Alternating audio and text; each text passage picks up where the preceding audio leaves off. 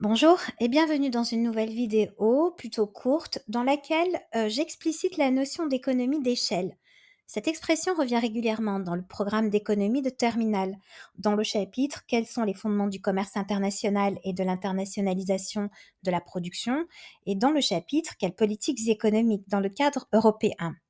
La vidéo d'aujourd'hui ne comporte pas de graphique. Une vidéo ultérieure contenant les courbes de coûts destinées au L1 complétera la présente vidéo. Bien, que sont les économies d'échelle? En microéconomie, l'expression économie d'échelle désigne les situations dans lesquelles une augmentation des volumes produits par une entreprise engendre une diminution du coût unitaire ou du coût moyen d'un produit ou d'un service. L'un des principaux facteurs d'économie d'échelle est la répartition des coûts fixes, qui inclut les investissements dans les machines, bâtiments, terrains, brevets d'innovation, frais généraux, sur un plus grand nombre d'unités produites, faisant ainsi baisser le coût unitaire de production. Explication.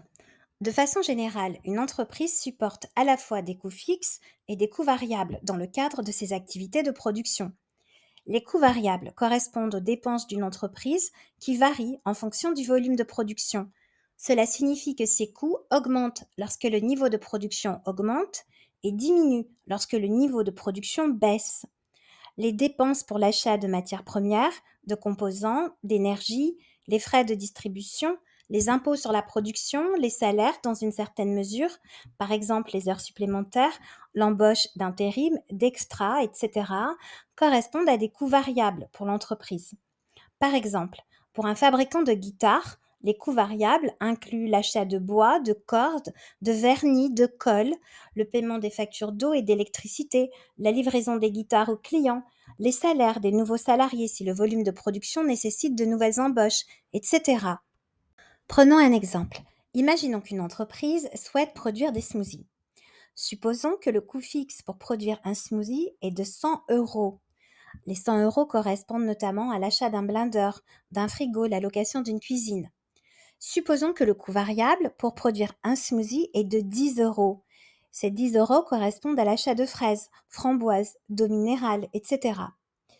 Pour une production de 5 smoothies, le coût unitaire ou coût moyen de production est de 10 euros plus 100 divisé par 5 est égal à 30. Pour une production de 20 smoothies, le coût unitaire est de 10 plus 100 divisé par 20 est égal à 15 euros.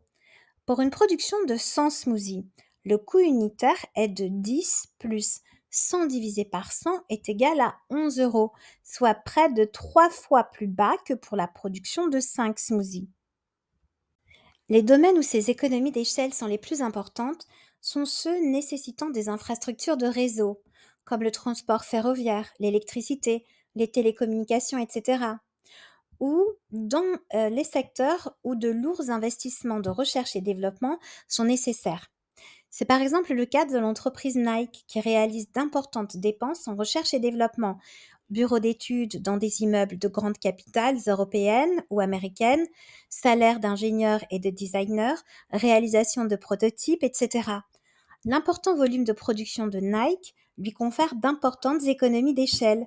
L'entreprise peut, par ailleurs, du fait des volumes produits, acheter des matières premières et des capacités de production, usines, contrats de sous-traitance, etc., à des prix plus bas, renforçant ainsi son avantage en termes de coûts par rapport à ses concurrents plus petits.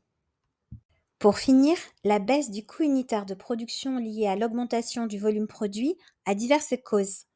L'amortissement des coûts fixes ou des équipements matériels, bâtiments, frais généraux sur un grand nombre d'unités, nous l'avons vu, mais également les rabais sur les achats en grande quantité, la rationalisation de la production, les avantages obtenus auprès des banques qui préfèrent les gros dossiers ou encore les aides publiques. La vidéo est à présent terminée, je vous retrouve très bientôt pour une nouvelle vidéo. Au revoir!